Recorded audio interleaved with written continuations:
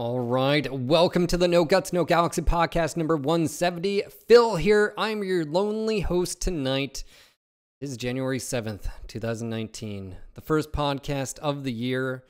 Unfortunately, Darren, aka Bombadil, aka Mama Bear, aka the Beard of Wisdom, aka Gandalf's brother, cannot be here. Everyone in chat, F for Gandalf, F for Bombadil. But for real, we're going to miss him. It's a little weird not having him here. So instead, we've got someone else. But before we get there, I just want to say support for this podcast is brought to you by our patrons. We'd like to thank our Twitch VIP patrons tonight: Grease Monkey, Chiun, Rogard, Billy Rubin, The Chad, Grim Reaper X, Nightbird, Kaguru. Thank you guys so much for all the support and becoming Twitch VIPs. Would you like to support the podcast? Find out more at patreon.com/No Guts, No Galaxy. And of course, tonight's guest, you can probably guess that individual right there, that chin, that smile, that grin. Just call me ASH. Some pronounce it Ash. How are you doing? How's the weather down under? Oh, I'm all right, mate. It's warm here. Well, it's getting warm. It's definitely not, was it 30 degrees Fahrenheit? It's 30 degrees Celsius, generally speaking. So it's a bit warm, but I like the heat. It's good. I don't mind it. I was going to say, I think you guys are on summer now, right? Going into your summer? Just coming into right on peak summer, basically the next month. So yeah, it's on. It's definitely on. And look forward to getting my tan on before I go back to winter. Yeah, I like that. It's time to kick ash and chew bubblegum. I like that. Anyways, like say again, welcome to chat out there. It is podcast number 170. It is 2019.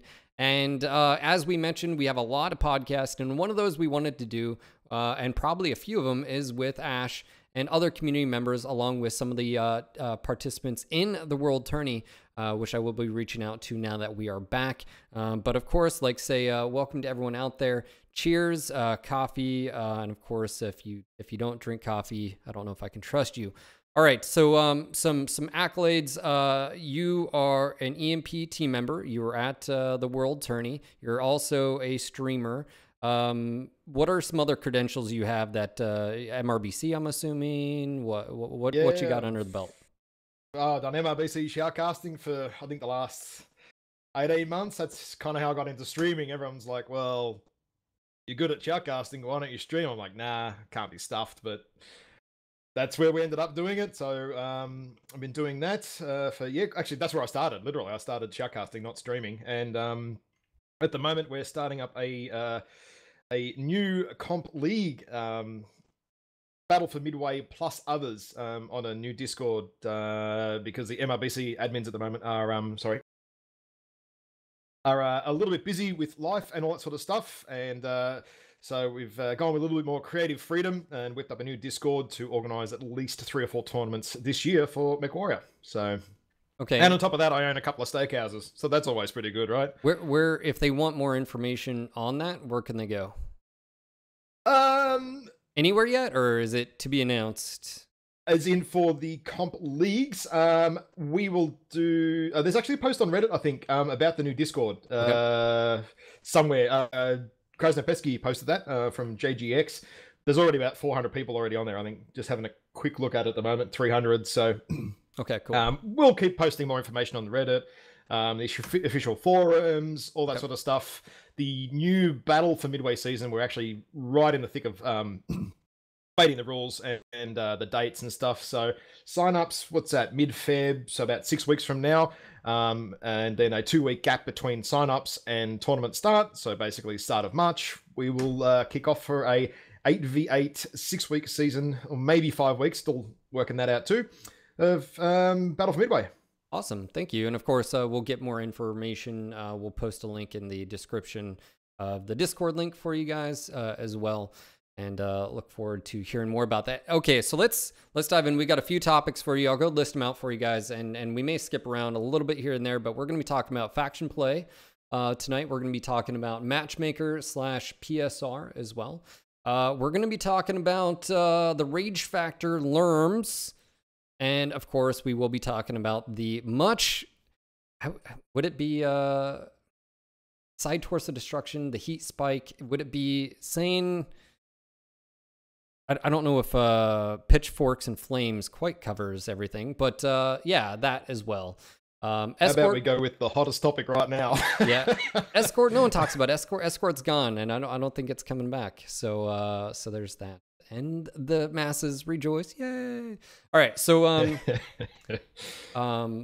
yeah, actually you were there too. We were at BetCon, right? That was yeah. So I think it was a good call. Let's just side note. I was sitting right next to you. Yep. Sitting right next to Unfaced and then Paul Russ.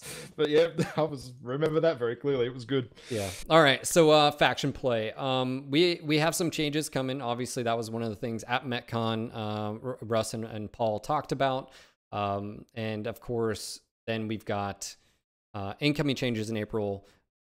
You were a part of this discussion on the forums, and that discussion was where basically, I guess, we can take the current faction play and what adjustments can be done in the framework that is the current, right? So basically not spinning it like scrap everything. This is what now faction play is. You are more along the lines of, I guess, realist in that sense.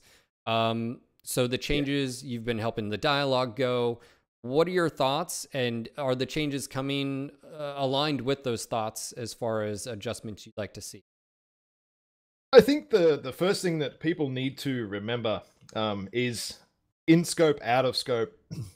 For a business, what's feasible, what's not. I mean, multi-business owner myself, and have run a number of them over the years. I kind of get that everything all pie in the sky ideas, while they're great, hey, they cost money, they cost time, and it might require a ground up rewrite of everything. And not that I'm trying to say that other people's ideas are bad, but I think a lot of them, not a lot of them, but some of them are very unrealistic. Like, it's just the scope of work that PGI would need to do to get some of these ideas in place.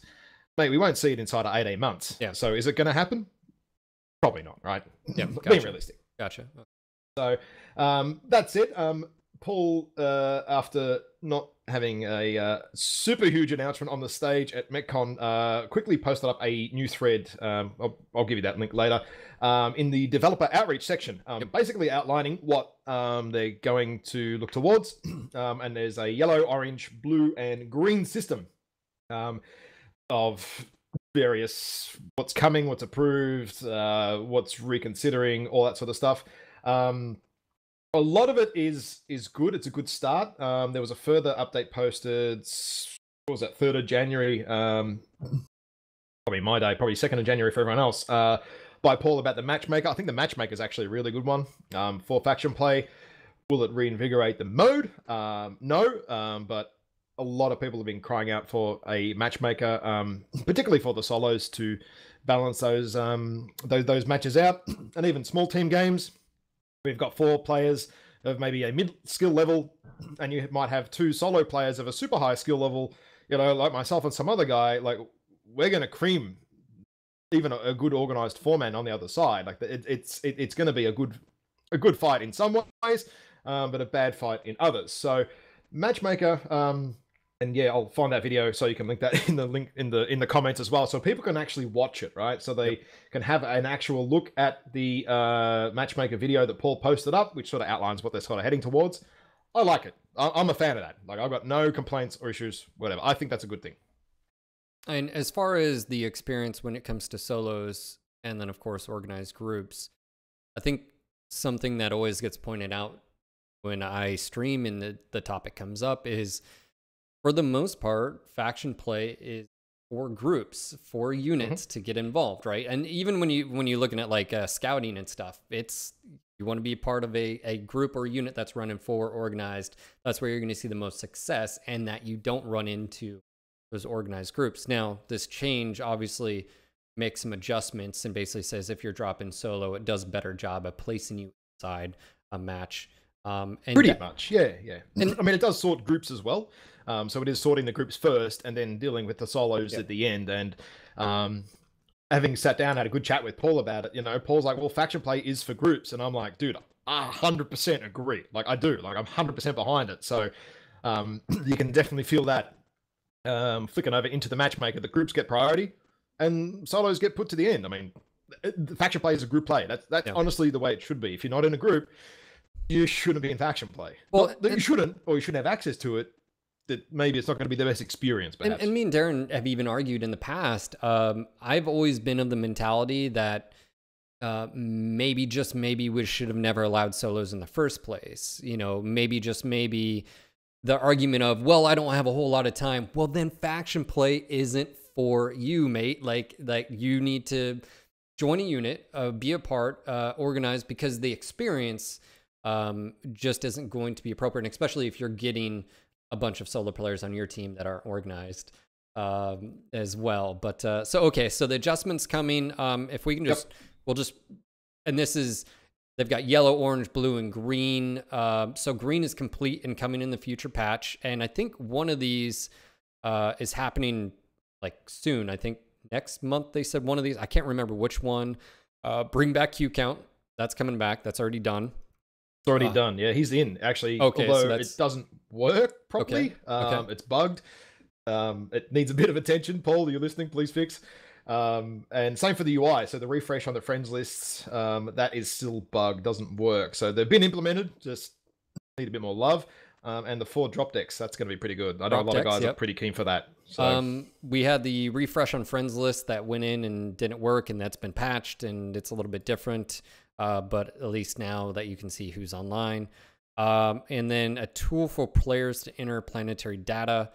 That's going to be interesting, as so long as no shenanigans happen, I guess. That's a lot of trust. I can't wait to see what appears on Kukin's Pleasure Pit or something. Right. The descriptions are going to be amazing. Well, maybe where I don't know if it'll be like open to everyone, or if they are going to say, hey, sort of like a moderator, like, you know, or pick a unit, and you've got someone that, you know, as long as you don't abuse it, you know, we're going to work with you on that. Yellow, we have primary feature. And of course, Paul sort of said this, which is really make a reason for taking planets, which of course is story, lore, faction. And one thing I will say is I've seen that used to great strengths in leagues like MBT in the past, as far as Mech 4, where you actually got bonuses as well for writing. And there's always someone in a unit that likes to just type and do a story and dialogue. So I think that's obviously a good reason. And of course, we have objective play reward increase, adjust launch countdown, call to arms timer, rewards for call to arms participation. Let me back up here. More than 4 drop decks. How do you see that playing out? And is that something that you feel will be used all the time? Oh, look, a lot of players have got buttloads of MC sitting there doing nothing, right? So if you've got your 4 decks filled, you know, one for brawling, one for mid-range, one for long range, one for hero mechs, one for this, one for that, allowing maybe 6 or 8, I don't know what's coming. I'd say 6 or 8 probably fits into the UI pretty well. That'll just allow those guys to have easier selection, because right now you only get 60 seconds to select your deck or to change it when you get a match or a timer. If you instant lobby, you only have 60 seconds, and for a lot of people that is a massive frustration. If you don't click it what seems to be before the 5-second marker hits, deck doesn't save, you've now got the wrong mechs for the map, and you just end up going, oh, well, bugger me, now I've got 25 minutes of pain and agony playing a Brawler Atlas on Alpine Peaks or something. Gotcha. And that sucks. So, and I think Chad agrees. Okay, cool. Obviously I was expecting that, but yeah. So we do have some changes coming down, expanding the lore and global descriptions in faction play as well. So overall, you're happy with the adjustments. You're happy with the matchmaker change. Is there any other small change that you could see that would help in the short term? One that I could see that would help out of those lists is the tug of war mechanics. They need to be altered. They're not very good. Can't capture planets at the moment. Basically, you can drop with your unit or get 2 other units, whatever, smashing a planet for 8 hours or 7 hours and 50 minutes. All that counts are the last 2 wins. If the opposition somehow wins the last 2 matches, you've wasted 8 hours of sitting in your chair, flogging it out, bashing it for hours to try and get your planet tags. and you just miss out. Literally, 2 games or 3 games is the deciding factor for an 8-hour conflict, and that shouldn't be right. Okay, that is so let me very ask much you. not okay. Let's break that down. Should we even have 8 hours? Because when you guys say that, when we talk about this, I've always felt that we've got certain populations, obviously time zones everywhere. Would it be crazy to just have faction play open during certain time windows and or potential days as well? I mean, would that help consolidate things? And would that help stop the, why am I fighting for 8 hours and not doing anything when all that matters is the last like hour? And then could that be consolidated?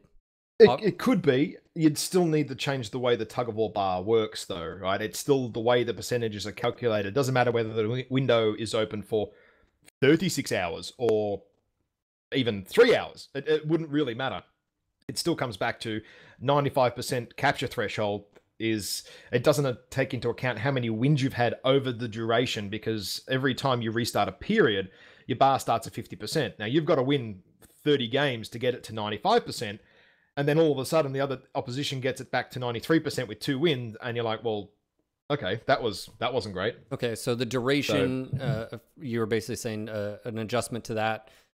What would be an adjustment that you'd like to see as far as, can you just repeat that? It should be more based on win calculation, in terms of how many wins have you had. Granted, if you're, say, attacking a planet, you need to obviously attack it a bit more than the defenders need to defend it to take over its planetary defenses, forces, dominate their people, whatever, right? Grand Conqueror and all that kind of stuff. I get it, but it just needs to not be 95%. It maybe needs to be closer to, say, 85%, and also then be even a percentage of wins versus losses, perhaps, of the actual battles on that tug of war, then perhaps factoring into it a little bit as well. If the wins then mean a lot more, rather than just blindly bashing until that 95% bar gets full, and then you can get, say, we've actually had it a few times, about 12 months ago, you get the bar to 100%, all of a sudden your winnings now count for nothing because the bar is already at 100%, and then you have one team come along and they win 3 games in a row, and you're like, oh well, I've wasted my time because my wins at 100% have not counted for anything more. Okay, that is If it was win percent based, or win-loss, like a calculator based on that, once you get to a certain threshold of wins, then the other team has to win a certain amount of games back or something, that would, I think, be a bit better. Okay, so is 24/7 good? I like it. I mean, I play US time zone fairly regularly. I play Oceanic time zone less regularly, only because the Oceanic time zone, the population just isn't there anymore. I mean, we've even seen that at a comp level. We've gone from, 3 divisions a couple of seasons ago to none. Like, we've had to merge the Oceanic into the US just because of lack of teams, and, US teams have been accommodating to adjust their play times and all that sort of stuff. So those two can overlap. And the EU, as far as I know, the EU is still traveling fairly well. Problem is I'm asleep, so I don't really see what goes on there a hell of a lot. That literally is the 8 hours I'm asleep. So I don't think it's bad. I don't think 24/7 is a bad thing necessarily for the time zones, but if you want to capture planets in Oceanic, forget it. Like, it is literally impossible. So hence why a win versus loss percentage would be much better than a 95% tug of war bar that you have to fill all the way up. So that would mean even if there are only 15 games in Oceanic, if you won 10 out of those 15, you get the planet. That would actually, to be honest, maybe invigorate a little bit the Oceanic population to come back. Okay. Because you're actually fighting for something and you can now achieve something. Okay. Is there any other small thing? Because to me, that's an adjustment that's relatively small, right? That's just, probably an Excel spread. I don't think that's not a game mechanic. That's already what's there, and can you just alter it? So is there any other small thing that it maybe isn't even on this list? Or I'm assuming what's on this list. Yeah, I've got one, and it's going to be, I don't want to say that I don't like one of Paul's ideas, but one of them, and it's a big red flag for me in his update that he posted last week, was participating Merc units and locking out so I'm a member of a Merc unit. Yeah. I can't drop unless I'm in a group of 2. Now, I've got to then find someone that is one in a Merc unit, 2 has the same faction that I've aligned myself with, and this is during a bigger event, right? One of the larger events. And then I've got to wait for them in Oceanic to get out of their drop or out of their quick play match, read my message, agree to join me in faction play. It could take me 15 minutes to find just a group of 2, right? That is definitely going to discourage people from playing the mode. I mean, some people just want to drop solo. They just want to be a merc and they just want to drop solo. They acknowledge their choice that they've chosen to drop solo, and now they're essentially going to be locked out of the game mode. Literally. Okay. So you're saying maybe not do that change, but then it goes back to... The change is fine. I don't agree with the locking it to 2 just for merc unit members. So loyalists don't have the restriction. Freelancers don't have the restriction. I think mercs, merc unit players or mercenaries, essentially mercenaries, sorry, better term for that. They shouldn't be locked into having to be in a group. Okay. Again, that goes against what I said earlier, that faction play is for groups and all that sort of stuff. Yeah, and that's what I was going to ask is, solo, should that be... But gotcha, if it's only for mercs. Freelancers can do it. Why not mercenaries mercs? Should be able to do it too. And the only reason I say that is it locks you away, some players, from playing the mode. I mean, you never want to lock players out from playing something. It just lowers your population. Okay. And of course, I think we're going to find out more information about faction play when we sit down with Paul and talk more. And I feel like some of the things that even Russ mentioned, which was the discussion of as far as MWO faction play, obviously more information to come. So if someone, don't get me wrong, I mean, the idea behind trying to drive the storyline is good. I like it. I mean, that's what everyone's been saying. Well, not everyone, but a lot of posts on the forum have sort of been saying that. I mean, me as a player, man, I just want to shoot, right? That's what I just want to blow stuff up. I'm not too worried about the story, but a lot of guys want the story and a bit more purpose. And, tug of war changes, you've actually got some option and some purpose. And along with some of these other things, it's not bad. It's driving you to do things. Probably not the content a certain person with a washing basket's looking for, but it's still some kind of content. Yeah, no, totally understand. And we talked about this. I feel like the discussion as far as, can we consolidate or make changes to the current faction play and make it enjoyable for everyone out there? And obviously that's sort of what this thread and the goal is. And I feel like this discussion needs to happen after we sit down with Paul. And maybe a take 2 as well with you, Ash, to get your feedback on that, or potentially even having you there, depending on how Paul wants to do that. Because I feel like I was gonna suggest that. Yeah, because I can come along and just maybe pop in here, comment here or there. That'd be really good. I think a lot of people out there would be pretty happy with that. Because I feel like we mentioned this before. Is can we make what's currently there, the structure, enjoyable, and of course bring back players that want to, and can we make it so that obviously events and stuff, and people are engaged and enjoying the game mode, and it's at least better than where it's currently at. So I feel like that discussion needs to happen, and we were just going to touch on, of course, what we touched on right now with faction play, with the adjustments coming and small changes. But if someone wants to get involved with faction play, I think we already sort of said it, which is get involved with the unit. That being said, I actually had someone in stream ask me about joining a unit, and I feel like that's where you've got community discords, you've got obviously the competitive discord that you just mentioned. I feel like that would be a good place for pretty much any unit that's going to be participating in it. That would be, and of course not all units are competitive, but you can put your feelers out there on that kind of discord as well.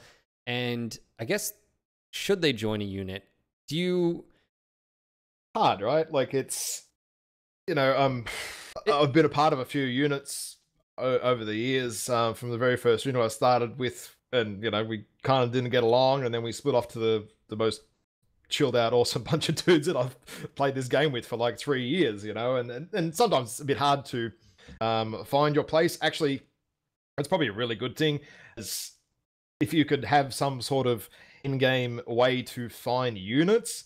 Their size, maybe even, if there's a faction play ranking ELO level, it would show you that what their ranking is even. It could rank the units in terms of how good they are, or, you could post up whether you're a training unit or a casual unit or a competitive unit. But even on the forums, it's really, really hard to find. Like, to find the faction play unit menu. You have to scroll from the main screen to faction play to what is it, units and recruitment subforum, and then you've got your clan loyalist or your IS loyalist and your merc unit subforums. Like it's really not easy to find a unit. You really have to want to do it to find it. So I think making that easier would really help. And in-game recruiting, man, I think that would be, mate, supreme feature right there.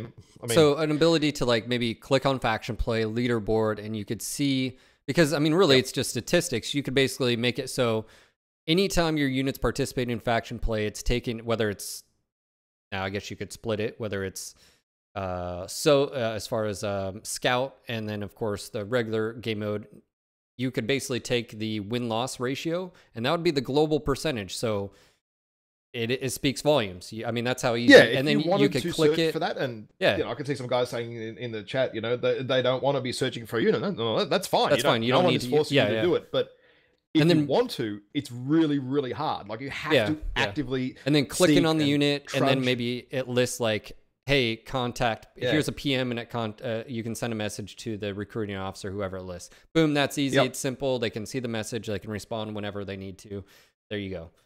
Mate, you could have it's just a search button in game, right? So for in-game recruiting, you have 4 things you could select. Are you just a competitive unit? Are you faction play? Are you, quick play, casual, whatever, and you can't, you can't sort of be competitive or casual at the same time, or there's certain restrictions around that. So you can't just be I'm the unit for everybody, come join me. That kind of doesn't really help anyone to narrow down what they want. And it's interesting, someone just mentioned this, said, I would rather spend my time gaming, not searching for a unit or chatting on TS Discord. I have no time for that junk. And it's interesting because I could argue there will be certain game modes, and I feel like there's certain game modes in games that basically say that game mode isn't for you then, right? And I've always sort of felt, and I sort of mentioned that earlier, whereas faction plays has catered to everyone, and because of that, you get those imbalances, right? To get everyone involved, then you're gonna have some weird, stuff happen to matchmaker because there's solos mixed with groups and so forth. And we just keep getting stomped, and I drop solo and I keep facing big groups. Well, and anyways, I can see that's where the matchmaker changes to faction play, I think, are a good thing, where, like you said, it does groups first and solos at the end. I think it's probably too late to go down that road. Like if it was going to be done like that, it should have been done from the outset with, the population on the decline. I mean, it's no secret the population games are taking longer to find. You can't then go and segregate things now. Like that should have been done maybe 3 or 4 years ago. Sure. Matchmaker now will help to alleviate some of that. So that's something. And if you want to drop solo, you can. Yeah, lesson learned, definitely. So anyways, I feel like this discussion as far as faction play, let's I think that's good. It's the ending point. And the TeamSpeak. Funny enough, we're using TeamSpeak right now. Yeah, I know, right? Right. All right, so this discussion to be continued. I feel like we do need to sit down and talk with to Paul and get a better idea too of what potentially is this on this doc, the goals, and is this the overlying vision? And we'll go from there. So let's go and roll into a very fun topic, I think. Oh, dude, it's on now. Right? I like this topic. Matchmaker and PSR. Now, this gets brought up every single time I stream in every single match. And of course, it's always the teammate's fault for losing. And GG, matchmaker, and tier potato, and everyone's going to be tier 1. What else is there? You're really not a tier 1 player. Let's see how many. What else is there? Oh yeah, there's all of it, dude. So I feel like we have to do a little bit of history moment here. We used to have ELO, right? And ELO was on a per individual basis, and it worked. It did exactly what it did, but it was very, very restrictive. But at the time with ELO, we also had a different matchmaker, which matched weight class to weight class, or tried to the best it could. So it not only had to match ELO, it then had to match weight class to weight class.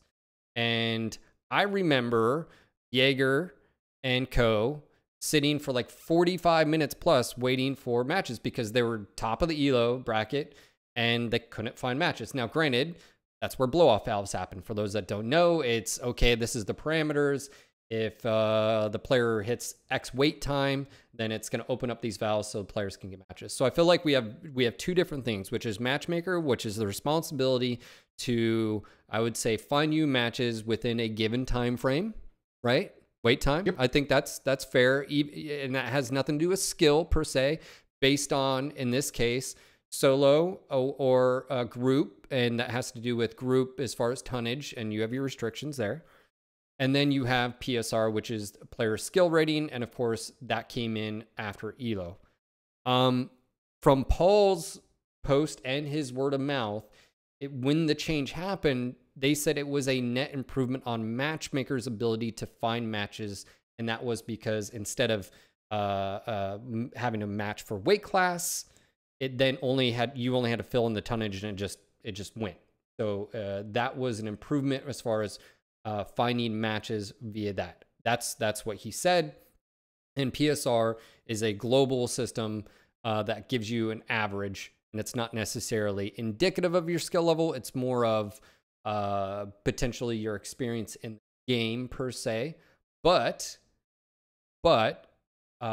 he has also mentioned that the system could use some adjustments here or there. So that's what we're going to talk about, which is perception versus reality, matches and outcomes of matches, and your thoughts, obviously, and your input on solo and group, because again, we're not talking about faction, we're not talking about Solaris. Yep.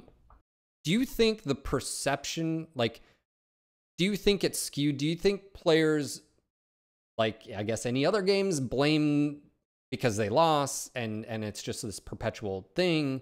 Do you think that at any given time, there is, I guess, a legitimacy to the complaints, and or is it just one of those things where maybe it's a mixture of both?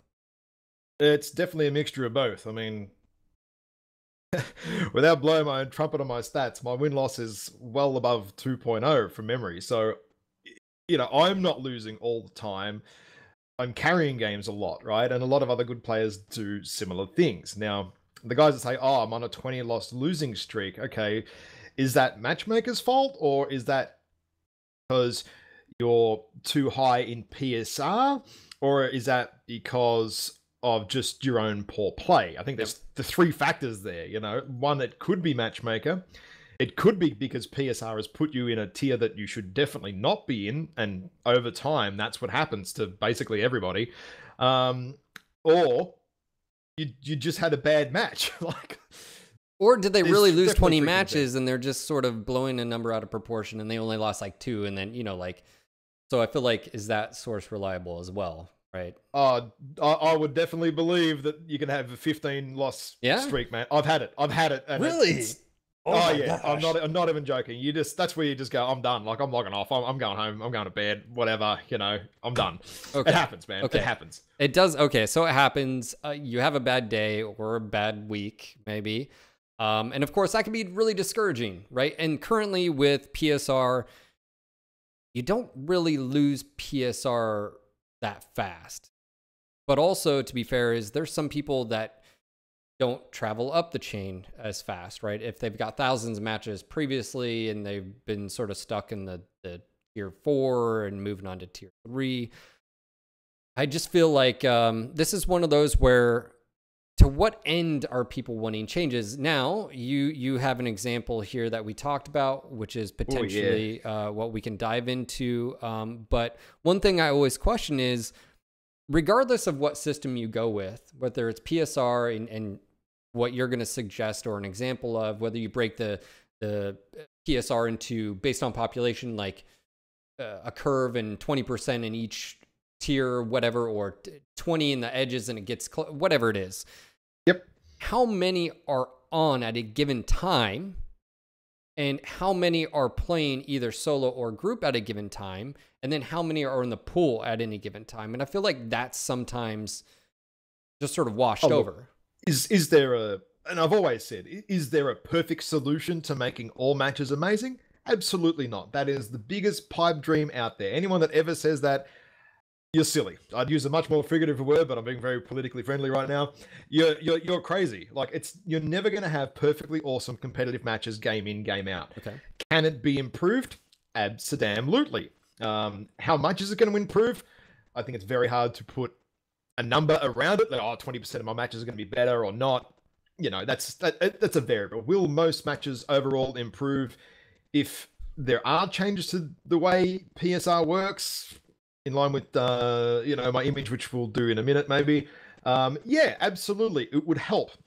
But again, 12-0 stomps are still going to happen. It's a fact of what does that mean, improving matches? Because you get a very different, I would say, answer to this. I've had players that say you'd see more or less 12-0 stomps, and then I've had the exact opposite, which is actually you would see potentially more 12-0s, or a good game is 11-12, and then you have the argument of no, there were just a lot of mistakes in an 11-12.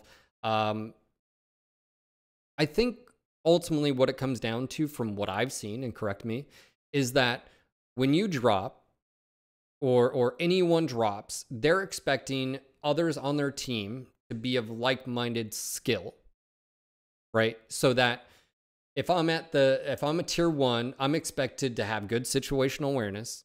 I'm expected to know how to utilize my mech, which is really tough too sometimes, because what if you're goofing off and it doesn't take an effect what mech setup you have? So there is that. But even if you're goofing off, a good player, Proton, can take a janky ass setup and still do really well. So I feel like that's the case as far as, but is that how it works in other games in solo? Or do they lean on, hey, an average, PSR score, and you're expected to carry, and the same thing's happening on the other enemy team? Yeah, look, I think it's, as long as you have, less of those absolute rolls where, you've got 2 light pilots dead in the first 30 seconds of the game because they've just YOLO'd into, I don't know what. And, you look at their stats at the end of the game, and you look at the overall score, and you look at the way the matchmakers set it up, So you put the matchmaker currently, right? It will put myself, say Bowser, and say Chimera on the same team. 3 EMP dudes. If we click search at the same time, the chances of us all being on the same team, it's entirely possible. Yeah. The matchmaker should, so apart from PSR being wrong, this is almost getting ahead of my point, but there should be a secondary adjustment. Once 24 players are found, it should then balance them internally to the teams. Now, I understand that will cause problems with weight classes and flicking in here and there, but I would rather not have 2 other unit members of my team that I know are at the top level of the game on my team, and at least be shooting at one of them. Like, it stands a better chance of not being a roll, especially if there's 2 other dudes that are quite good as well, and they've got very, very good stats too. Stick them on the other team. And now we've almost got, 3 or 4 good players, plinking at each other all match, and it should be a little bit better than a 12-0 stomp than if you put 3 of us on one side. Okay, so it's going to happen. So what you just mentioned, though, I'm going to go out on a limb and say is solo, right? Yep. Let's talk about quick play group, because, and Opie, if you're watching, I'm allowed to talk about this because it's on a podcast. He has a timer anytime I talk about group and matchmaker. I've been going on like 2 years. Anyways. All right, so let's talk about this. You're talking about solo, and I can see that, and I've literally had that happen multitudes of times. So you're saying is a good fix would be the current PSR. If the match is found, 24 players, look through the players and maybe spread those numbers out so both sides. Well, do we want to go to the image firstly if we can? Yeah, because that's kind of part 2, and then the image is sort of part 1 to it. And if you fix part 1, part 2 is going to be a lot easier as well. Okay, so we have this up on the screen, and this is an example of your tier rank player by average score match score with greater than 500 games. Right. Yep. So thank you to the guys that do Yar's List for this, by the way. Access to this data makes it easily to read. Now, for everyone watching at home or at work or whatever, wherever you are on the toilet, the tier numbers, they're just examples, right? They are not hard set. They are just... The PSR should be treated as a bell curve. The upper end should be the upper end, and it should not be as populated as the lower end. Now, the middle end, if it's more populated, right, it's going to balance out, because right now the way the matchmaker works is it goes 2 tiers. So tier 5, tier 3 can play together, tier 2, tier 4 can play together, but tier 1 can only play with tier 2 and tier 3. So if the bulk of the players are in tier 3 and their match score is sorting them effectively, wouldn't really hurt wait times too much. Now, again, PGI have the exact numbers and data, and they could work out where to balance those numbers, right, in the scale. What number works for tier 2, 3, 1, 4, all that sort of stuff. The difference is, though, I mean, honestly, if someone has played, and I mean, we always say PSR is an experience bar, right? If one player has done 5,000 games, he's got 170 average match score and a win-loss of 0.8, he's not tier 1 material, yet he is in tier 1. He should be in tier 4, because, I mean, after 5,000 games, if you haven't got the skill or the experience, control to, pilot your mech to have a positive impact on the game, and if you lose more often than you win, you're probably not having that much of a win positive effect on the game. You should probably be in tier 4. Okay.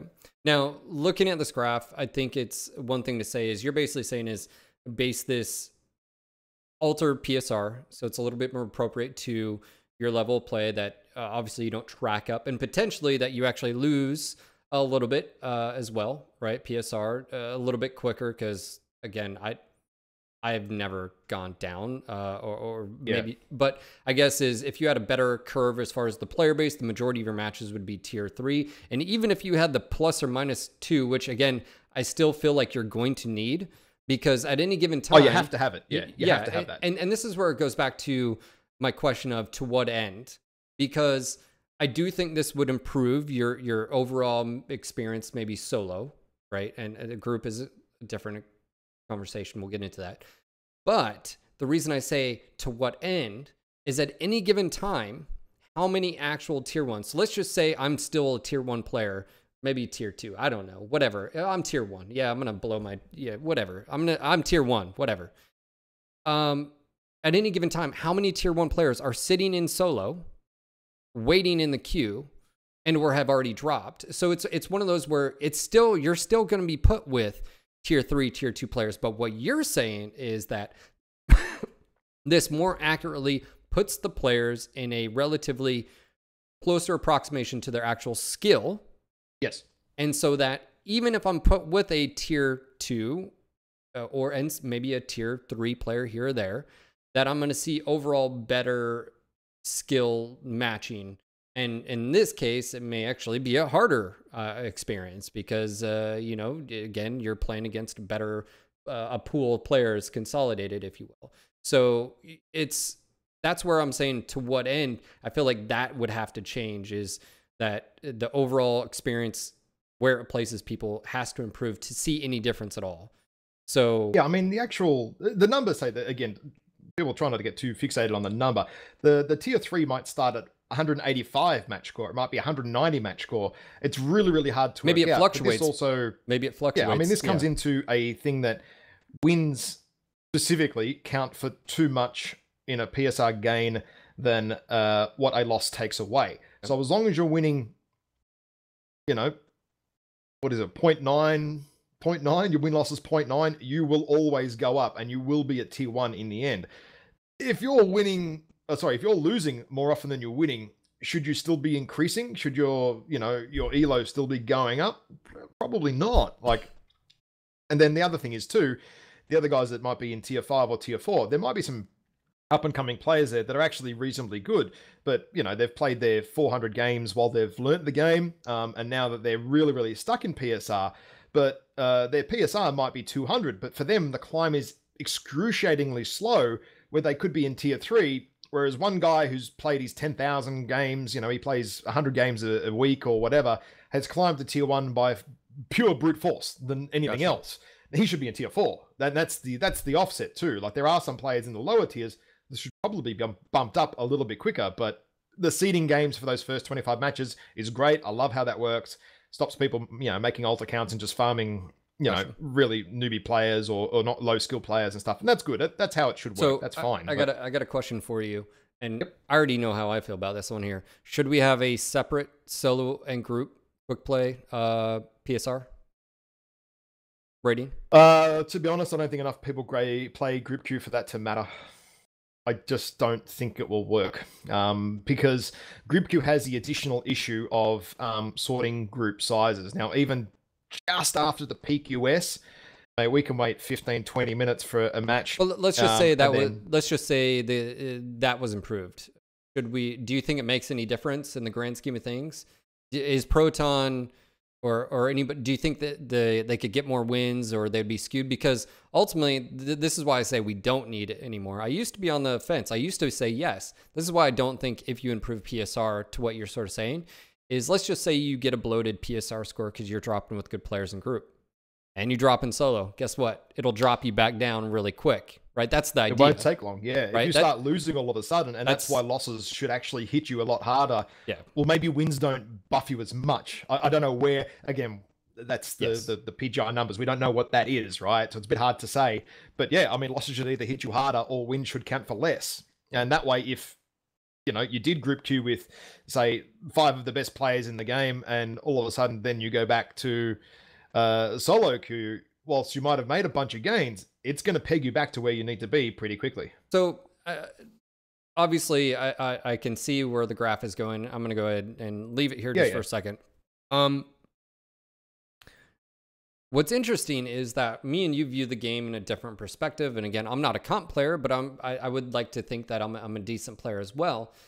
I sometimes feel like, okay, so this change goes in. What is the experience now for someone that's tier 4, tier 5, or even tier 3? Do they see an improvement on match? Is it right now? Because we always like what you hear from top players right now is, oh gosh, my team's filled with potatoes and blah blah blah. How do they feel about it? Do they feel like, oh man, I've got tryhards all around me, blah blah blah? What is their experience? And I feel like that's something that we can't grasp because we're not at that level. But I mean, right? if we've got, and we do, I mean, it's a proven fact. There are guys with 170 average match score playing against people like me on a daily basis, or any other top level player in the game. And realistically, I know some of them. They're on my Discords and stuff. They don't want to be playing against me, and I definitely do not want to be playing against them because they know how it's going to go. Like, I see regularly players in solo queue in Aussie time, and as soon as they see a couple of names on the other side, they're like, well, this game's lost. And I can almost look at the games in any time zone for that matter, look at the names on either side and predict with very, very reasonable accuracy how the game is going to go, because good players turn and have that much more impact on the game. I think if you're playing around, doing funky builds, just playing your casual sort of stuff at your 170 score level and you're in tier 4, you're playing with all the other guys that are doing the same thing or learning the game. Gotcha. I don't think that's going to be an impact for them too heavily. And to be fair, I think if you make this change, and again, improvement on PSR in general, which Paul has been very receptive to when we've talked about it. I mean, I know a lot of people talk to him at MetCon as well. It's just, again, timing, as far as resources. But I feel like before we jump ahead and say, oh, what about this? What about that? I think just a fundamental change of how PSR works. Do you feel like it would need to be reset every X amount of time, or just take and then when it does get reset, do you take or let's just say they make changes right now.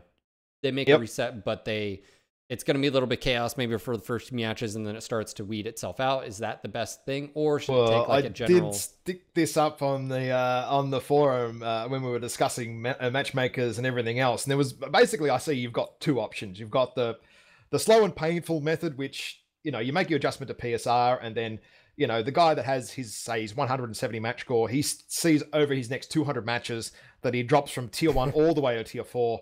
I can see that's pretty depressing, right? Like, yeah, you'd get your ass kicked. Even if I wasn't good, I'd be like seeing that myself and be like, oh shit, that would suck, right? Yeah, that would suck. Yeah. Or you go the other option, which I call the Russell all the Jimmies, and just do a global reset and just be done with it. Just do it. And it would you would quickly, I mean, within probably I would say a week, let's just say a week, but probably within the day's time or a day's time of playing, probably within a week, it'd start to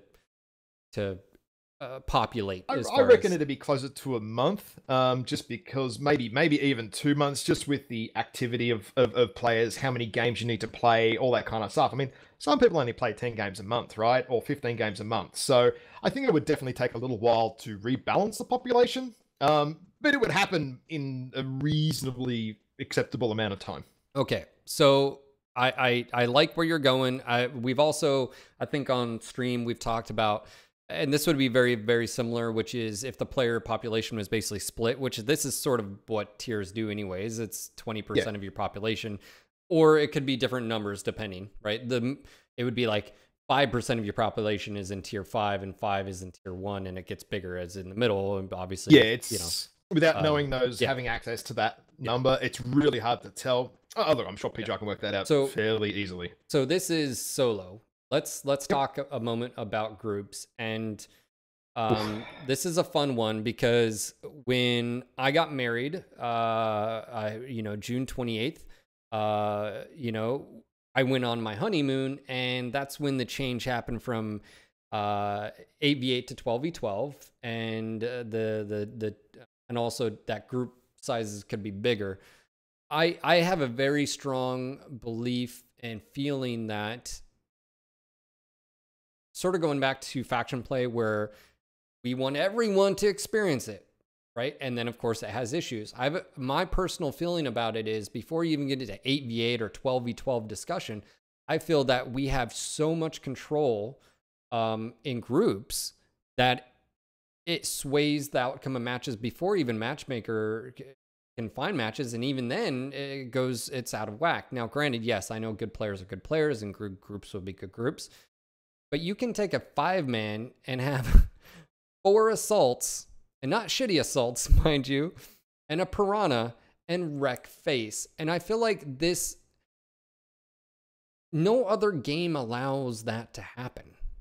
No other free-to-play title, and I'm gonna go out on a rant here and just stop me. But like, World of Tanks, what's the match group size in a 15-man? 3 max, right?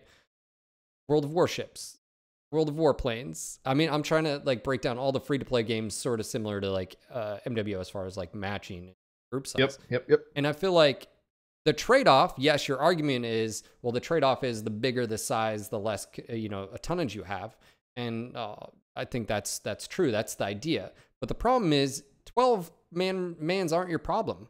I feel like 4 or 5-mans are your problem. I don't know. That's just me. Like, I feel like there's so much tonnage on the board. How many times have you dropped and people are running around in 3-mans and it's nothing but assaults, and you see 10 assaults, and this is group queue, by the way, not solo.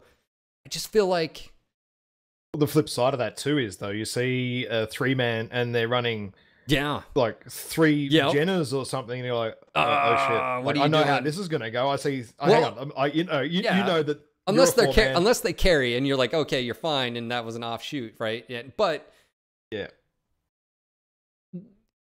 group Q can match, like, even under the changes that you propose, group Q is a whole nother beast, and I feel like we need changes. Is that just me? Do we look, to be honest, group Q is like not very hard mode. I mean, even I drop in a 4-man of pretty much anyone on my friends list. Not even not even the guys in my unit. I mean, that's 9 out of 10 times probably going to be a win, I suppose. But like, if you're organized enough and you don't drop light, and I think that is actually part of the issue too. Is the minimum requirement to drop actually should be upped a little bit, so that you don't have 4-mans dropping literally 200 tons light. I mean, okay, if they're the 4 best light players in the game, let all power be to them, that's fine, but it's got to be less than 1%, right? And as soon as you see those 4 dudes dropping super light, and they're in a 4-man, you're like, oh, you just facepalm straight away, because you're already fighting the uphill battle. I mean, I actually have fun dropping in a larger 8-man or more, even with the super heavy tonnage restrictions that it hits you, right? But the problem is that also dumps the queue because everyone's like, oh, well, shit, we're playing against the 10-man. We can't ever possibly win. And then they stop group queue. It doesn't matter whether you drop in a 4 or drop in a 10. If you get beaten, you get beaten, right? And people don't like that in group queue. Yeah. It's funny reading Solo chat. queue, they just keep queuing up. Doesn't matter. It's funny because in chat, I've got comp players saying, quick play needs tonnage rebalancing, and I do agree. But tonnage rebalancing is one of those weird things again where it'll be min-maxing's fine, I guess. I just wonder, is there a solution of should the number of players in a group be altered, and can you achieve a better balancing just with tonnage, or does it also need to be adjusted with tonnage and player numbers in a group? I think the tonnage could be looked at, yeah, definitely. Four-mans maybe have a little bit too much on the table. But I mean, you look at a lot of streamers and stuff, everyone loves to drop, community drops and stuff like that. So if you stop that 12-man option, you have literally hamstrung a huge portion of your community. I don't think 12s are necessarily a problem, but on or the even flip an side, 8. Say you do an 8-man, like eight is actually a pretty good balance for tonnage, right? And you can still do quite well with what you have. It's not, it's not especially if fleas and piranhas and I mean, there's plenty of options now where but I guess that's the question is like, and I feel like this is a very polarized topic because I will have people in chat that'll say, if you take away my ability to drop with all my buddies, I will fucking quit. Right. And then on the flip side, you have people that are like, I'm sick and tired of just, that much tonnage and stuff out there. So I don't know if it's really a problem. For me, it's one of those things I've always been passionate about. And I felt like the groups got bigger and I actually liked having the weight classes.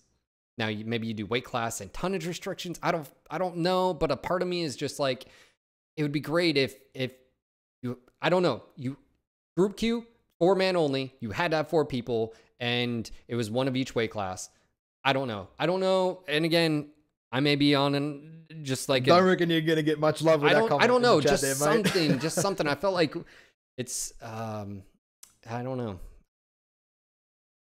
Look, the thing is, I mean, people. I mean, you see, I watch a bunch of streamers, man, and the dropping 6 to 12 is such a common thing with your community. Sure. And I think it is actually really, really, really does good that for mean the it's game. right? So does that taking mean that it's away right? is really going to hurt it. Does that mean it's right though? Is that balance and fun?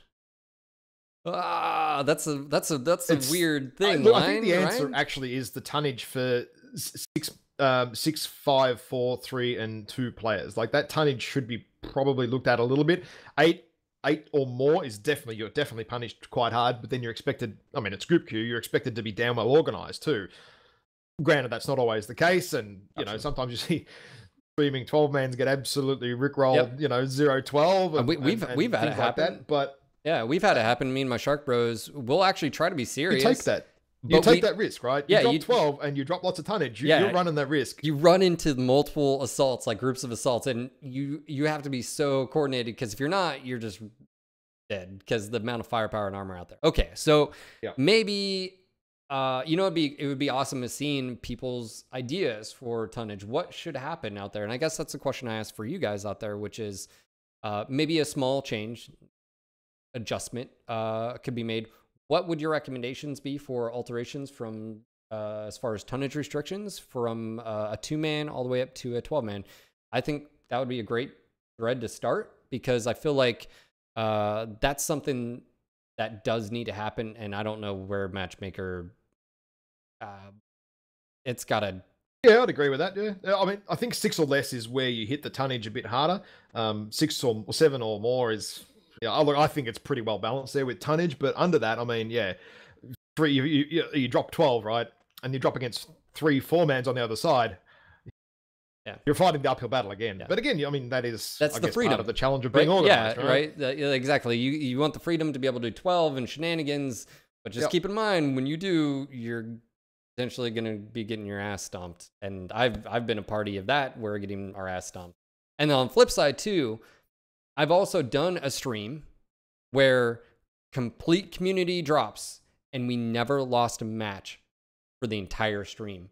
And so there is something to be said about, and again, it goes back to, it's fun, but it can be really unbalanced. And of course, you know how many comments go to faction play. Why are you in group queue? You know, so I don't know. All right.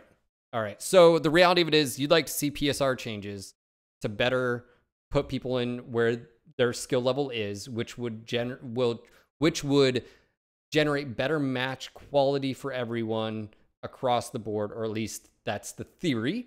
I think if people, they really need to have that expectation of, is it going to stop all the 12-0 stomps? No. Will it improve them? It should go ways to help them. Will they be awesomely, perfectly fun, great, challenging matches every single time? Mate, you're dreaming. You're bloody dreaming. You know what I like about the change is that you couldn't sit there and complain about Matchmaker and PSR anymore. Right? Like, literally, if you didn't do well, guess what? You did, right? Yeah, like to a point. It'd be like, oh well, if I would have had so and so, you know. Yeah, I feel like that's such a crutch everybody uses. Like, it's my teammates. Well, now but maybe it was you. There's just no perfect fix. Yes. There is no perfect fix for a matchmaker. There just isn't. It's not possible in any game. Like Matchmaker is the biggest contentious point in any game out there. And sometimes when people come into chat, I have to be like, what game are you talking about? Go play. Give me an example, because every forum, every game I participated online, Matchmaker's always. I'm not to say it can't be improved, because I do think it can. All right. So I think that's a good thing. I think that's something. We're going to get on to another hot topic.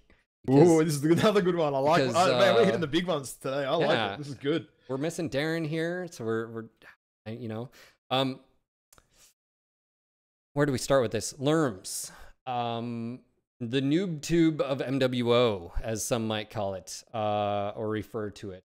You know what's interesting about LRMs is that it's a very polarizing topic. You're either like them or you hate them, or you rage because you're getting shot by them, and it brings out the worst in people, I swear. We've had changes recently to LRMs. Sorry, I'm just losing it. It's all right. We've had changes to LRMs, and I'm in agreement with a lot of people. It was a little bit too heavy-handed, but I'm also in agreement with Chris on something, which is LRMs have been laughed at for the longest time. They've been a joke weapon. We haven't seen them for the longest time. We used to see them in comp scene way back in the day, LRM5 catapults, and then that was it. We haven't seen them since, until as far as this past championship, but that was only because of stock. It wasn't because if they had a choice, I don't know if they would take them. They had a buff, and unfortunately, I feel like that buff pushed them over the edge to where they could be highly, highly effective at skill levels, and then even coordination thrown into that. We have a change coming, and that is direct and indirect coming soon. I want to get your thoughts on that. And of course, with that, I feel like there's a caveat of saying, should the indirect nature be nerfed to bring them back into line? Because I can't even imagine if rolled in there with current stats, it'd be crazy. But that's a tool I feel like Chris can now control, which is direct and direct being more like ATMs, less damage and long range. So what are your thoughts on LRMs and direct and indirect? Well, I know that when the change kind of stuck its toe into the water accidentally, as we're told, into the live environment for 3 or 4 days, that it was not the final version and all that sort of stuff. But it gave me a reasonably good idea, because I'm like, well, hey, there's an LRM change. It shouldn't be there. It's probably going to be removed. Yep. Let's play as many matches as I can with it, even if it's not the exact a lot of people don't know that, by the way. A lot of people didn't realize that it was in. Oh, I knew. Pretty much. And first game, mate, I dropped the LRM mech, and I'm like, oh, hang on a minute. Right. Something's a bit wonky here. And this past patch, for those that aren't aware, the indirect and direct system was already in. Some people didn't even realize it and played as normal. Look, for me, I'm not a fan of it. The only reason is that obviously the arc is more like ATMs and bits and pieces, but now you're no longer sort of a ranged support. Now, what it's going to do, the traditional LRM users, it's going to deliberately make them not have line of sight on their target, because that's how I found myself instantly playing in them. All of a sudden, I am like, well, I need to be hiding. I need to be miles away from the enemy in cover because I get a much better arc on them, right? So, I mean, and the direct fire is more ATM-like. So, obviously, the flight time is a little bit less. I think it was... this is a really rough testing as well. It was a little bit less because they're not arcing as far and all that sort of stuff. But the problem is I don't think direct and indirect fire and arcs and all that stuff is even looking or really addressing actual core problems with LRMs at all. I really don't think it's touching it. Okay, so let's talk about... Unpopular opinion maybe, but I don't think it is. No, I think we need to talk about LRMs because, I mean, even from my perspective, LRMs are one of those weapons. It's like, generally speaking, you're either all in or you don't take an LRM. Why would you take an LRM 5? Why would you just take an LRM 10? You don't, right? So no. What is the problem? What do you that's the same with any weapon group in MechWarrior. I mean, if you want to build a reasonably competitive loadout, you stick to 1 or 2 weapon groups. You never, put 1 LRM 5, 1 AC-10, a medium laser, and 6 machine guns. Like, I mean, you can. You don't take 1 medium laser, generally speaking. Understood. Not very good. Yeah. It doesn't really help you. I guess the my issue is the balance of LRMs. This might be a really good time for the image, just so I can sort of run through people why they are just so broken. And I'm going to bring up my little stats here because I did some testing last night before what we're doing today. Now, LRMs copped like 3 or 4 buffs last year. It might have been 5, I forget. Ammo buff, velocity buff, and heat buff. Now, if you look at just the DPS in that left-hand corner, it's got 15 to 17 DPS in the mech lab. Now, once you skill out, real-world testing, blah, blah, blah, blah, blah, you can alpha, now, and I mean alpha, 4 LRM 20s. All of them. 80 damage. You can do it 8 times in 33 seconds, 640 damage outright. And you can just keep alphaing it. So, the dissipation is broken because of the dissipation patch that we just had a few months ago. So now, obviously, increased dissipation, yada, yada, yada, is now affecting the fact that the LRMs got ammo buffs circa, 9 months ago or something. Because immediately then when LRMs took an ammo buff, I took 2 tons of ammo straight off, put two heat sinks on there, and I'm like, hey, I can fire for even longer now for the same amount of ammo. I think the ammo change was bad for LRMs. It wasn't great at all. Revert that change, revert the velocity, revert the heat. Like, honestly, the 2018 buffs for LRMs, I'm not behind. I told Chris that as well in person, so this is no secret. The DPS on LRMs right now, even with IS quirked mechs as well, it's insane. I mean, I get that they're indirect fire and all that sort of stuff, but I should never be able to output 640 damage with 1 UAV above a certain target or a spotter or anything in 33 seconds. So I can kill 3 mechs with that damage. Yeah. So again, with the change of direct and indirect, what you were saying is you were testing indirect fire with the current buffs, and it obviously was even more deadly than it currently is. Yep. What role do we? I mean, again, it sort of goes back to you're saying, okay, roll back this.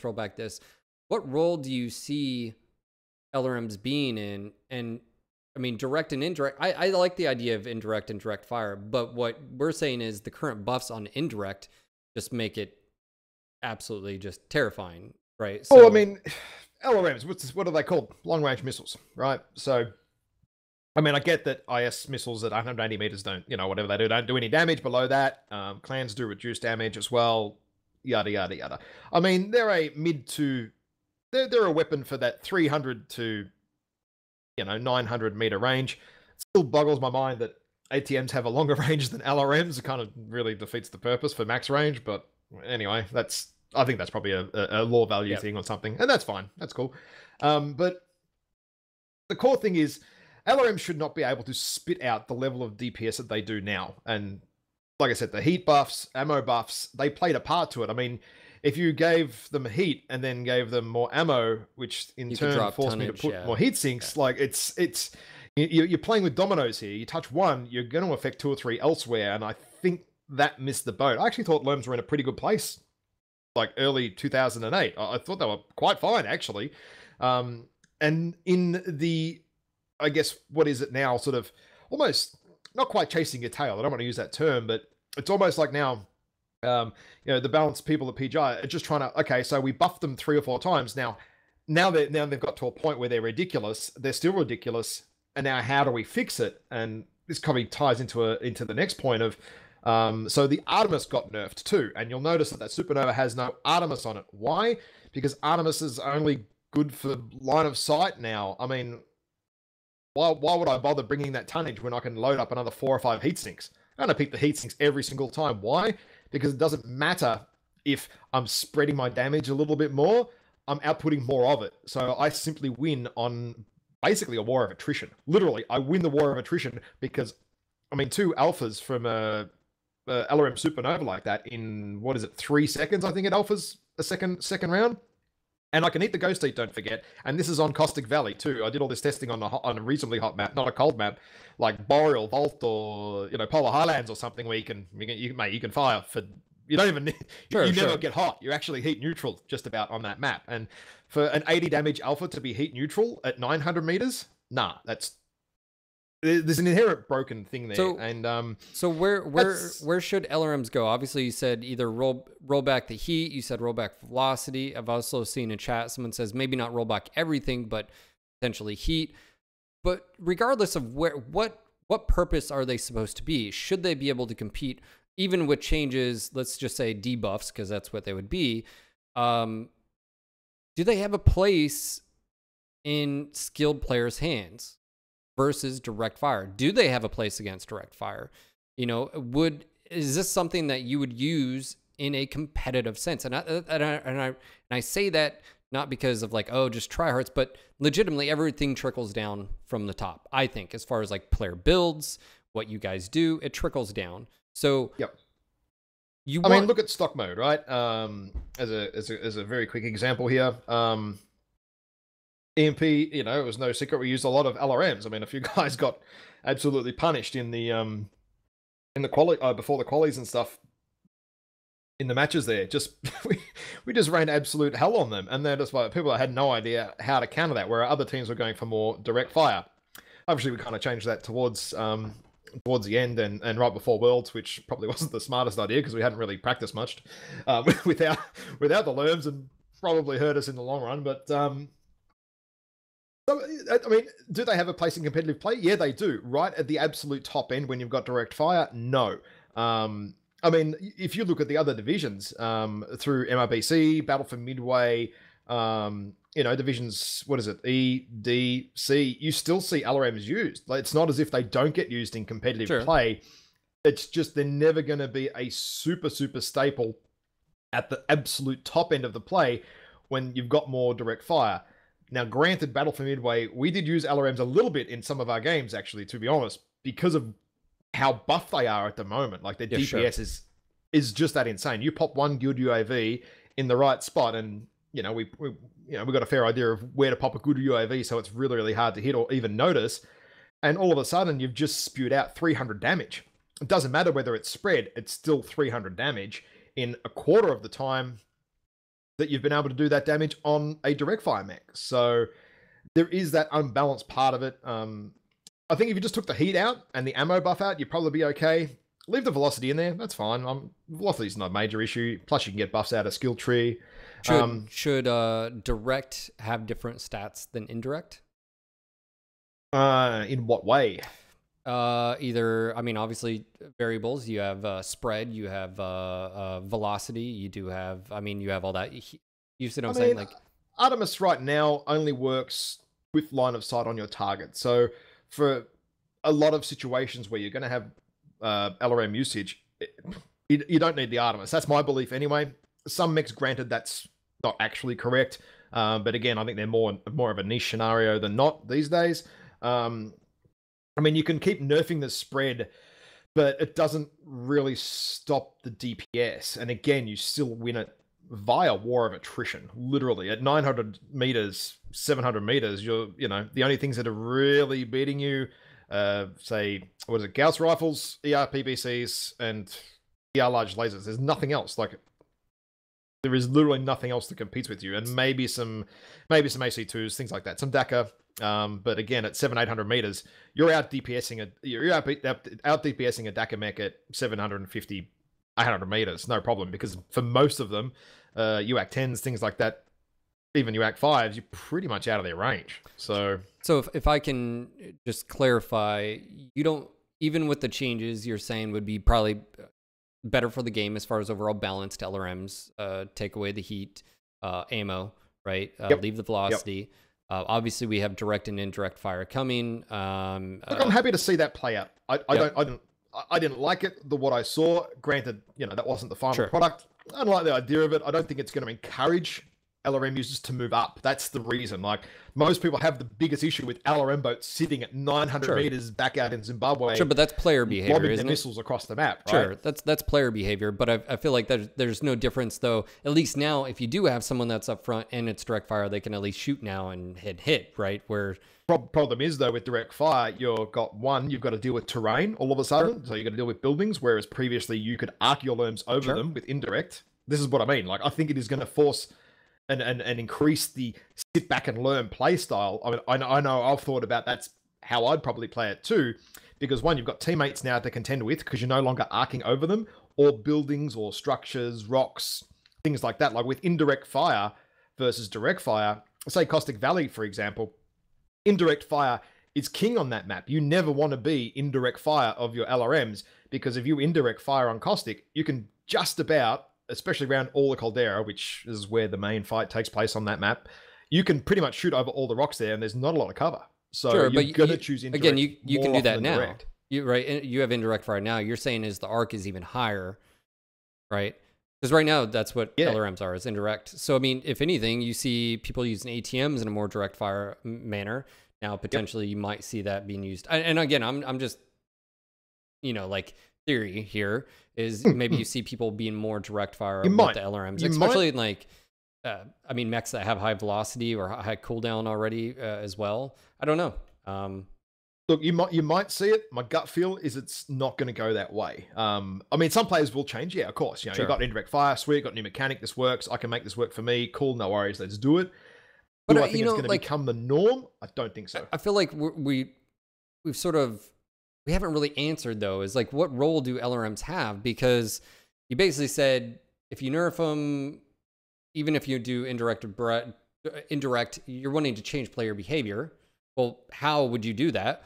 But two, if LRMs will never be used at the top, then I can see that's a tough pill to swallow, even as a design perspective, right? Of basically saying you have a weapon system that at our highest level play never gets used. And that is no different to MRMs, though. I mean, I don't think I saw any Div A team run MRMs. I could probably list off mates playing small pulse lasers. I could list off half a dozen weapons that don't get used at the top end because they're no good. But you see lasers being used. You don't, I don't know. I guess that's our. But you can see ATMs or say streaks. Like streaks is always a good light deterrent. There's usually one floating around in the sort of the higher end.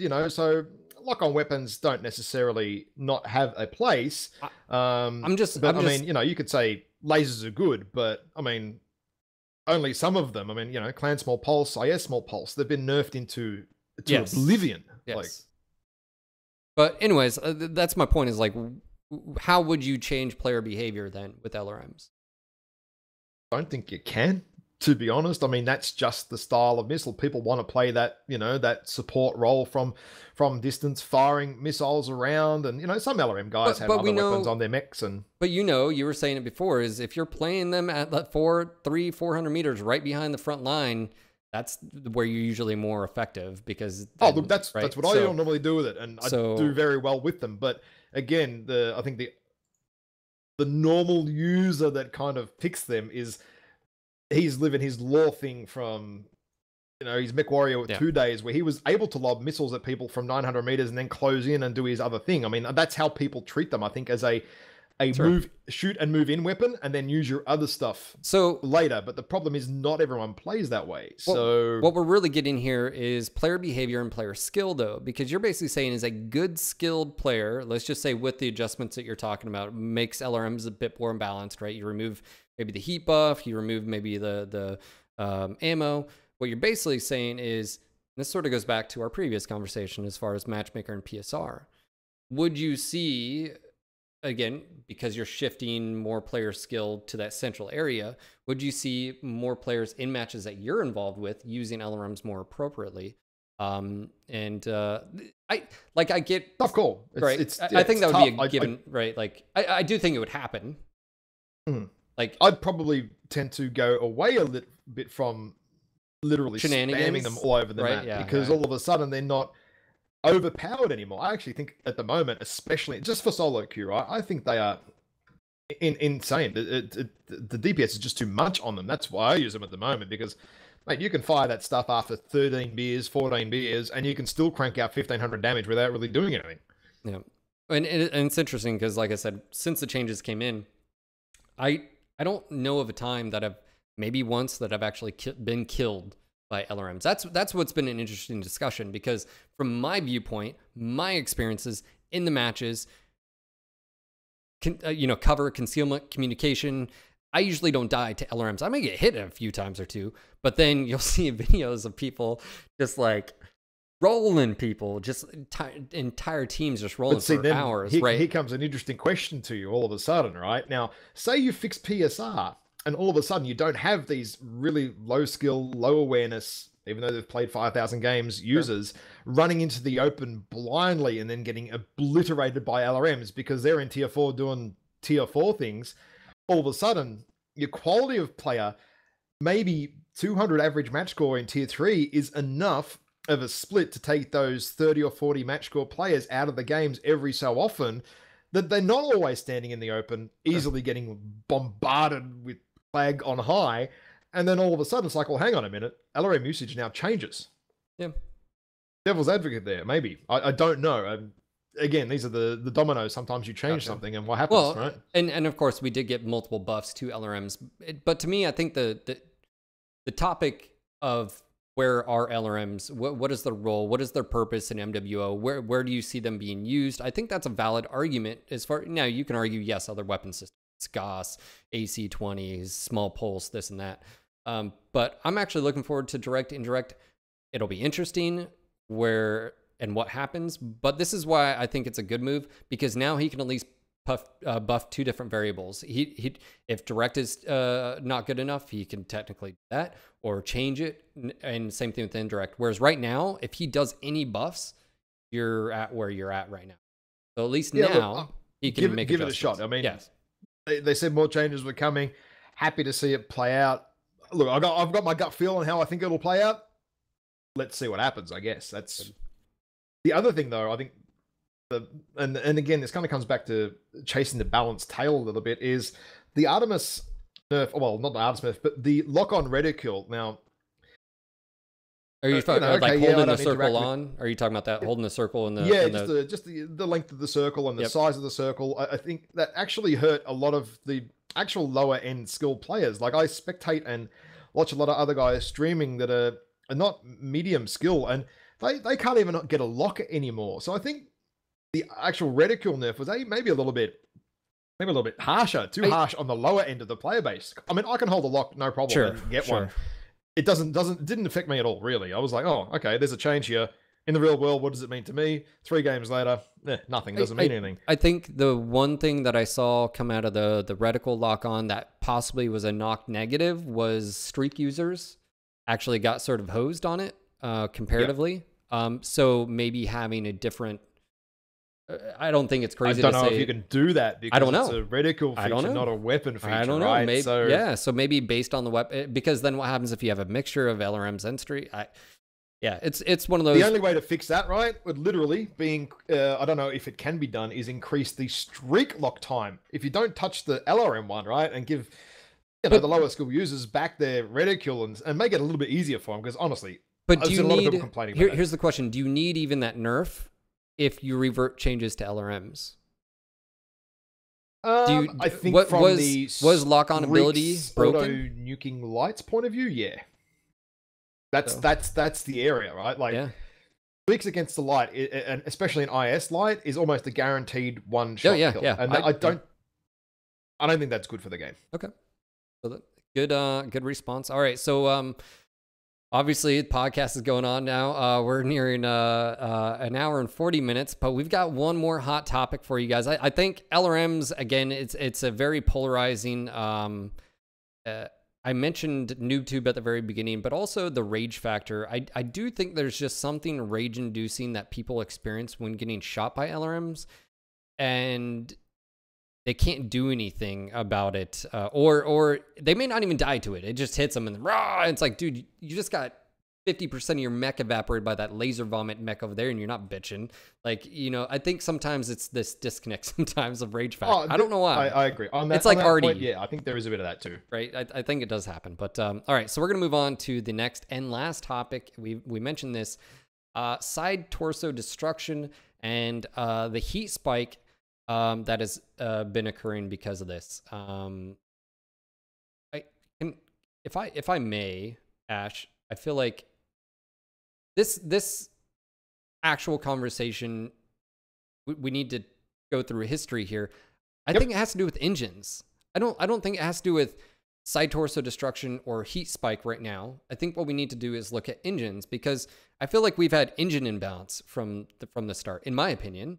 We had standard and XL IS for the longest time, and the balance was there was a trade-off. You took IS XL, you got the speed or tonnage available and speed, and back then too we didn't have engine desync. So of course everyone took the bigger engines anyways, because that's blah blah blah. Yep.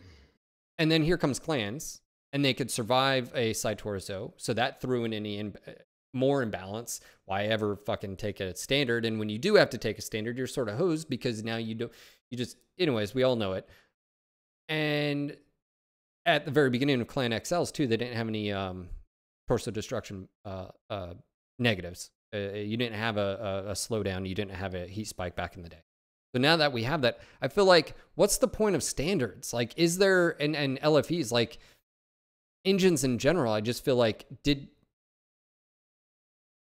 is penalizing the XL side torso or LFE destruction? Maybe the question I'm proposing, is that the right way to go instead of buffing standards? And then how could you do that? Like, I mean, standards probably need something. But what? Whether that, I don't know how to do it, or whether it can be coded. But I mean, if you're bringing a big standard 350 engine or something, you should get something for that. That weighs a lot of tonnage in your assault, right? Maybe a bit of additional structure or something. Mobility is probably better. I know that is against the spirit of desync, but I think desync really unnecessarily hit mechs for the longest time. I mean, we're getting mobility buffs sort of starting to filter through now. Please buff the Griffin more. And it's getting there. It's bringing the fun back to the game. Actually, I love some of the patches we've had. They've been really good on the mobility front, but we need more. I'm gonna be open. I like desync. Now, before I get freaking flamed on it, the reason I like desync is because then you can actually buff individual mechs, where mechs that had large XLs or could potentially, based on whatever restrictions, just got basically screwed. Well, now you can take a awesome, I'm going to use that as a reference, and it can be buffed to hell, and it doesn't matter regardless of the 300 engine that you have. Look, I'm not against desync as such. I think the main issue and the main gripe that most people had was the fact that it used the base values of the wrong base values as starting points for, I think, just about most mechs. I mean, some mechs were still okay after desync, but a lot of mechs got hit because the base values chosen were wrong. I mean, that's another separate discussion, I think. And mobility, a lot of the mechs, a lot of the mechs are finally getting, and we're getting to that point where a lot of mechs feel good, and that argument can be made. I knew, of course, being on the inside and talking with Chris, that was going to be the case. And of course, it's just one of those where it had to play out in time, and we're getting right. I feel like that's always a tough thing, especially when you have like how many damn mechs. And I know that isn't necessarily a perfect answer. Okay, so standard LFE XL, you lose side torso. there's been a lot of heat about this particular topic because it just happened. Heat spikes occurring. Oh my God, PGI, what did you do? This is stupid. This is a new mechanic. Not really. So maybe a lot of people haven't read the patch notes, right? Now, just to read it from the actual patch notes, destroyed heatsinks, clan, Excel, IS light engine, side torso destruction penalty now removes the total heat from the top of the available heat pool, not the bottom. So it's not a outright sudden nerf to the engine. The penalty always existed. It's just the way that now that mechanic is being treated in game is not very conducive to fun play. I think it's just downright awful. If you get hit and you overheat without your override on at 90%, you shut down, you lose a torso, your 3 seconds, you power up, you power back down again because you've lost a torso in that 3 second period, and your heat bar doesn't spike until you power back up again. Just not intuitive to gameplay. I just don't think it's good.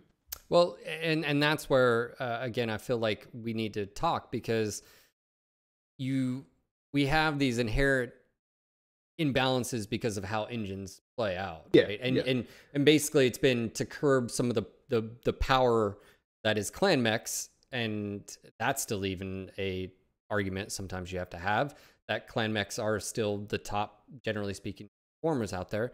Is how do you curb their power play? And that's been XL engines and getting a side torso destruction, go down in speed, you lose some obviously heat capacity and dissipation. People were okay with that.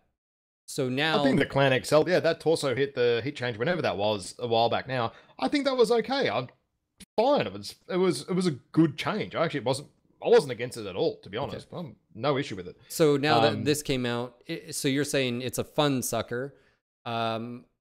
It happened to me a few times. Once I realized what it was, though, I haven't had it happen again. And sometimes I guess because I'm more aware of it, I just don't ride that red line 24/7 anymore. So whether that's good or bad, I guess for gameplay wise, that would mean most players, they don't like that, because they like, there should be a give or take. You should be able to ride that red line, but now there's this potentially huge. You kind of look at it. You got to run around at 80% all the time, or 85. It depends on the mech a little bit, but and some mechs are different than others. 90%, 80, 85. But you've got to run around there all the time, because if you lose a torso, you're going to get it shot off and shut down. I mean, why should I have 20% of something available if I can't use it? So the question is, it came in. Is there anything there good wise that you can see, or is it one of those things that you're like, nah, let's just go back to where it was, and the penalty that we had was good enough? Well, the good there in that it was there to fix, it's primary, what I feel at least anyway, the primary issue was there to fix the heat bar bug, or attempt to fix the heat bar bug, which is fairly well documented if you've been sort of paying attention to Reddit and heat spikes and things like that from the heat bar. Now, within 24 hours or 48 hours, I'd seen 3 examples of the heat bug being still there. The heat bar is still not working properly. Your heat dissipation bug, where you literally do not dissipate any heat, it was still there. So, I mean, part of that change's role wasn't even achieved. And now you've got a bunch of people getting literally insta-gibbed or stun-locked, I guess, for 7 seconds as a result of it. And, I mean, I've had it happen to me a few times. It happened a lot in the first couple of days, to be honest. After that, it hasn't happened so much. But when it's happened to me, it's always in a knife edge fight when the game is like at 10 to 11 on the scoreboard or something, and you have to override, because if you shut down and ride that heat and maybe, fire that 1 extra SRM to kill a target or something, if he happens to take your torso, bang, you overheat, you're dead. And you're like, oh, wow. So it was either I shut down, stopped firing, lost my torso and died, or I shoot the guy, I lose my torso, I die anyway. And that's, I don't know, in a knife edge game like that, I don't think that's very fun. That's when you should be rewarded for pushing yourself to the limit to try and carry that match and kill those extra 2 mechs and take away the win. But now you can't. I've tried a couple of times. I can't do it. Like, I know I'm going to get too hot. Whereas if I could eat a little bit of structure damage, time my shots well enough, I could do it. But when you're already at 70%, and you're getting pushed by those last two mechs. There's not much you can do about it.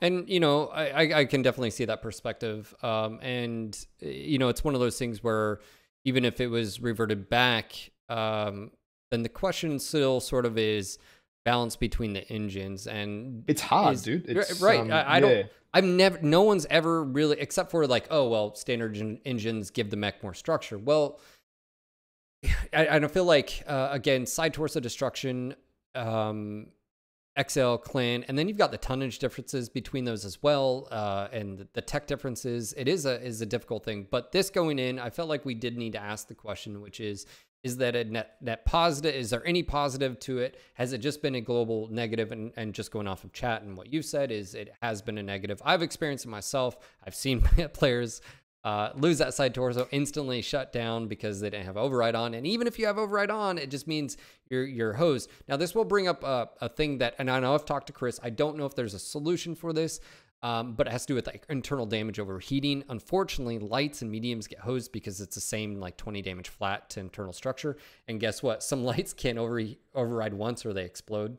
Right, because anything IS, you do. Yeah, you're hosed, and you're just about 99% of the time guaranteed to die. Yeah, if you get that 1% more, you're done. Yeah, I do wish that's something that I feel like it could be based on your weight class, that percentage based, and it would allow you to play, because the whole idea is you want them to ride that line, but it does need to be dangerous. The problem is it's not proportionally dangerous to a light versus an XL, or not a light to an assault. An assault can do it, and it's not as dangerous. See, I'm not against that necessarily either, right? Because if you look at light mechs now, they take less fall damage, for instance, to legs than an assault. Maybe if you could reduce that. I mean, when you're talking a light mech, he's only got 20 structure anyway. Even if you reduced it by 10%, 15, 20, 30%, are you really getting much?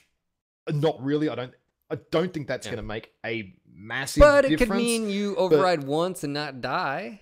Once, maybe, but look, maybe. And if you run that gauntlet and you live, well, all power be to you. Awesome, sweet, cool, no worries. But I mean, is that really addressing this issue with the engines?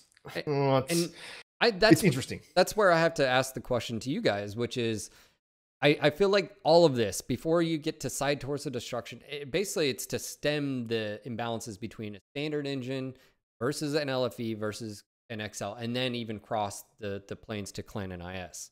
So I feel like, what can you do, reasonably, to a standard or a light engine comparatively? Because again, when you're comparing the XL of a IS, it was, I guess, balanced. But then when you get over to the clan side, it gets a little wonky. And I feel like... And how many clan standard engines do you see running around? Like, there's so very little builds that you will see a clan standard engine ever. And I say, from it, like, someone could argue, well, they're more expensive, I think, but the whole idea is that it's gameplay. There's no gameplay benefit, I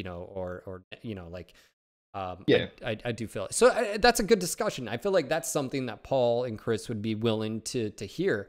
But in regards to side torso destruction, resoundingly, what I'm seeing in chat, and of course from you and Reddit and other, is the side torso destruction. Let's possibly revert that. And that's something I can pass on to Chris. He's probably already very aware of it, but obviously everyone's been on holiday. And oh no, he said on Reddit, a few people have been, on Twitter. I know a few people have been at him on Twitter as well as everywhere else. So and look, I think coming back to the engine part, like, give them either, a standard engine gives you a bit more mobility, or it gives you structure. I think structure's a good one. I've seen that sort of, I like mobility around a number of places. Give it, plus 10, plus 15 CT, and plus 8 to a torso or something. Would and that's something better than nothing. Yeah, that's something I could talk to Chris and Paul about, which is that within the realm of possibility? Just like we were talking about faction play resources, is that a big ask? Can you tie into, hey, because we've had engine mobility linked. Could you make standards where if you take a standard, it gives you a buff? I don't know. And of course, what has to align is also with his envision. But right now, again, Paul is very open to ideas. So I do think it was one of those where you know, it came out and it didn't play necessarily how maybe it was envisioned, right? Like, oh yeah, this sounds, but yeah, it's it's definitely been a hot topic, that's for sure. I've raged about it many times myself, so I can understand. I mean, that's it again. A new mechanic, you get your head around it. Doesn't happen as often, but I really don't like losing that knife edge fight, and that's more often than not when it actually is happening. Yeah. Never happens mid game, or if the game is 12-6 or whatever. Very, very rarely happens. It's always when it comes down to that one or two mechs battling it out. One guy accidentally overheats, lock him for 7 seconds, or he uses override to not overheat and he's dead anyway. You still lose. It's a lose-lose situation, literally, if you are get hit with it, and you're too hot too. I mean, yeah. All right. Well, we've had faction play discussion, matchmaker PSR, Lerms, inside torso destruction. Ash, this has been a very insightful conversation. I think I've learned a thing or two. I think it's been great to engage with you, and of course, watching chat as well. The reactions sometimes have been priceless, of course. But I just want to say thank you for coming on. I do feel, again, you'll be on again. I mentioned to some of the guys at MetCon, some of the comp players, that I wanted to sit down and chat with them, talk about their experiences, and also the comp scene. And it's one of those things where I feel like you guys did a really great job, in my opinion, at showcasing the positive nature of competition in MWO, and it was really cool. I mean, having players supporting other players on an enemy team that just killed you and stomped your ass. It didn't matter. It was a great experience from everyone as well. So I would never have thought, if you asked me 6 months before MetCon, are you going to be there? Are you going to be there with EMP? Anything? I would be like, what are you talking about, man? You're literally talking out your butt. And it was the most awesome experience. And I've had some pretty wild experiences, man. It was one of the more awesome experiences I think I've had. It was really good fun, like meeting everyone that you have literally shot at and killed or been killed by for what? I've been playing this game 3 and a bit years now. Like, and just all the faces, the characters, man, it was sick. It was sick. It really was. And I'm coming back. I'm damn well coming back. And of course, that's something that, will be, as we roll into January and February, that'll be hot topics at PGI. Planning if we're going to do it again, and with Mech 5 launching in September 10th, for those that are wondering. It's going to be an interesting topic, and again, hear more from Russ about MWO. I mean, he said they're that they're waiting on some information from Microsoft as well. So that's something that as soon as we're able to talk to you guys with, we will. But yeah, Ash, just want to say thank you again for being on the podcast. I look forward to doing this again with you. And of course, I appreciate you taking the time out of your day. I know scheduling wise, we had to finagle and make something work, but here we are. And maybe next time we can have Darren with us. So any last words, any shout outs, anything out there? Oh, no. Oh, look, thanks for having us on. Thanks for everyone that's tuning in and giving your feedback and stuff. I'm sure people will go back and rewatch the podcast and all that sort of stuff and take all the feedback on board. I know I do push the limits a little bit when it comes to balance, in my opinion, and all that sort of stuff, but it's good to have the opportunity to, you guys to have me on here as well to, voice my, I guess, opinion from the more top end of the field and where we come from, or what I'm thinking, and hopefully helps people to understand that too. Yeah, and I think it does. Straight from the horse's mouth, as they say. But again, Ash, it's been a pleasure. And again, for everyone else out there, we will have this up on YouTube, and then I will make sure it gets up on SoundCloud as soon as possible. Of course, this podcast is supported by you, the viewer. Please consider clicking that follow button. Some quick shout outs before we get going. Again, Great Wolf with the resub, 2 months. Coffee Frame with a tier 2, 7 months. Loken Plays, thank you for that 125 viewer host earlier, right as we were going live.